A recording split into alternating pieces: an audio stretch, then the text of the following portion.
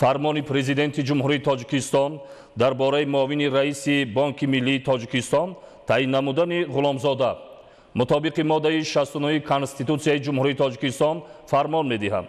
Ғуломзода Зиёратшоҳ Ғуломалӣ муовини раиси Банки Миллии Тоҷикистон таъин карда шавад.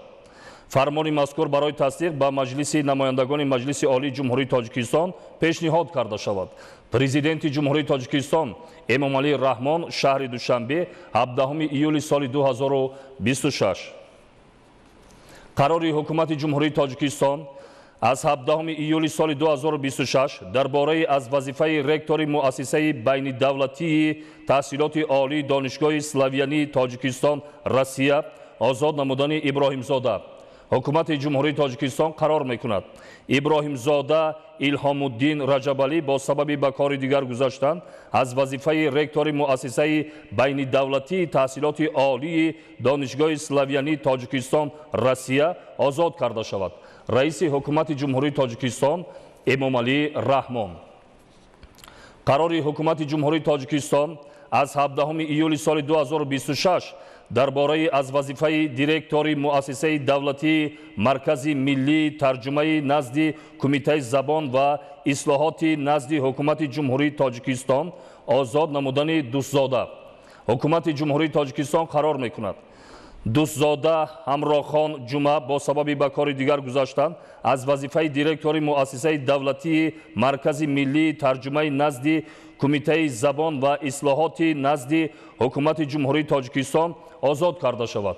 раиси ҳукумати ҷумҳурии Тоҷикистон Эмомалӣ Раҳмон.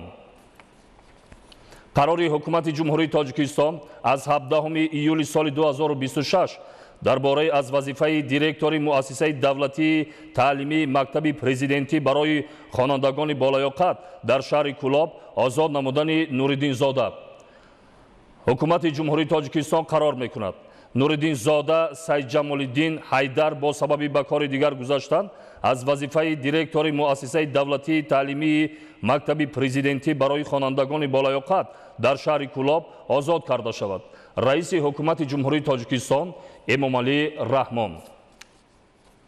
қарори ҳукумати ҷумҳурии Тоҷикистон аз 17 июли соли 2026 дар бораи аз вазифаи муовини директори агентии суғуртаи иҷтимоӣ ва нафақаи назди ҳукумати ҷумҳурии Тоҷикистон озод намудани Ҷалолзода ҳукумати ҷумҳурии Тоҷикистон қарор мекунад.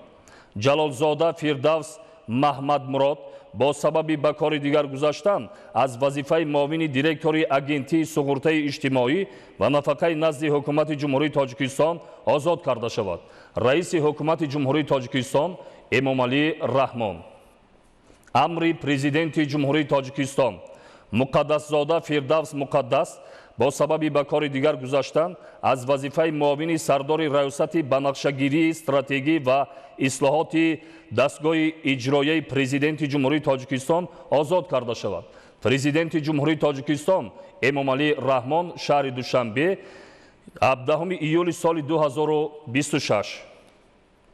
қарори ҳукумати ҷумҳурии Тоҷикистон аз 17 июли соли 2026 дар бораи муовини вазири маориф ва илми ҷумҳурии Тоҷикистон таъин намудани Иброҳимзода ҳукумати ҷумҳурии Тоҷикистон қарор мекунад.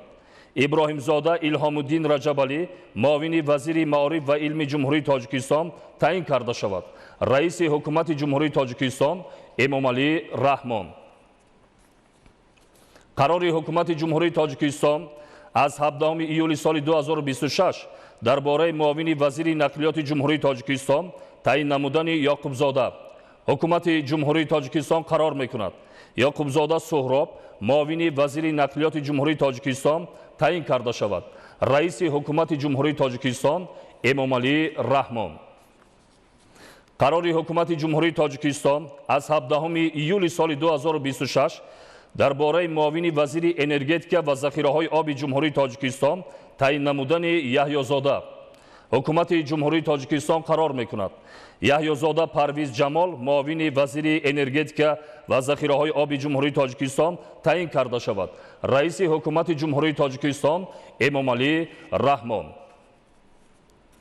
қарори ҳукумати ҷумҳурии Тоҷикистон аз 17 июли соли 2026 дар бораи муовини сардори хадамоти гумруки назди ҳукумати ҷумҳурии Тоҷикистон таъин намудани Давлатзода.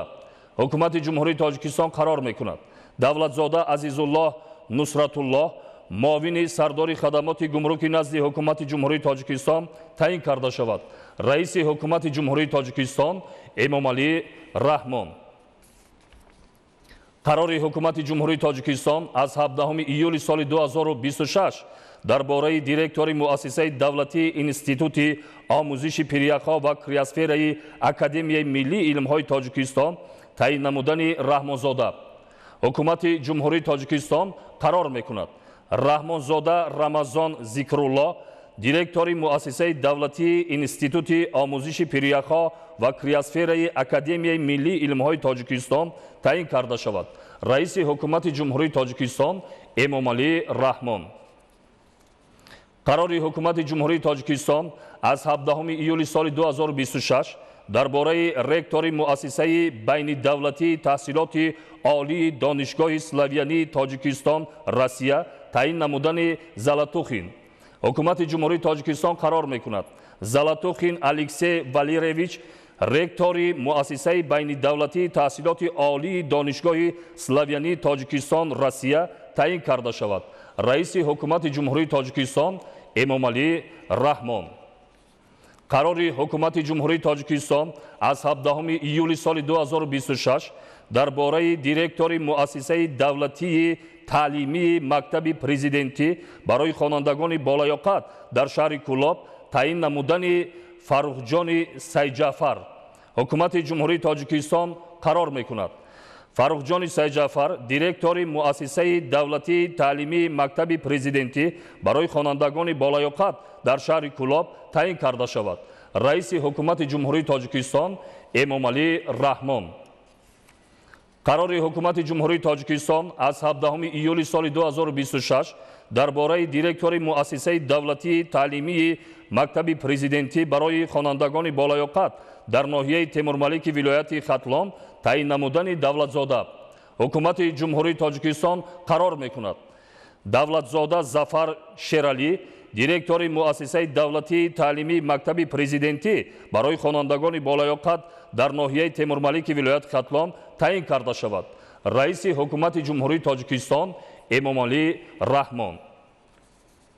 қарори ҳукумати ҷумҳурии Тоҷикистон аз 16 июли соли 2026 дар бораи директори муассисаи давлатии таълимии мактаби президентӣ барои хонандагони болаёқат дар ноҳияи Балҷувони вилояти Хатлон таъин намудани Нуриддинзода.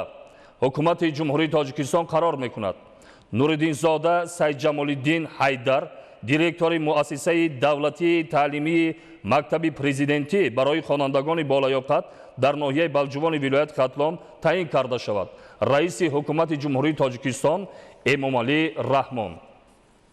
қарори ҳукумати ҷумҳурии Тоҷикистон аз 16 июли соли 2026 дар бораи муовини директори агентии суғуртаи иҷтимоӣ ва нафақаи назди ҳукумати ҷумҳурии Тоҷикистон таъин намудани Абдураҳмонзода.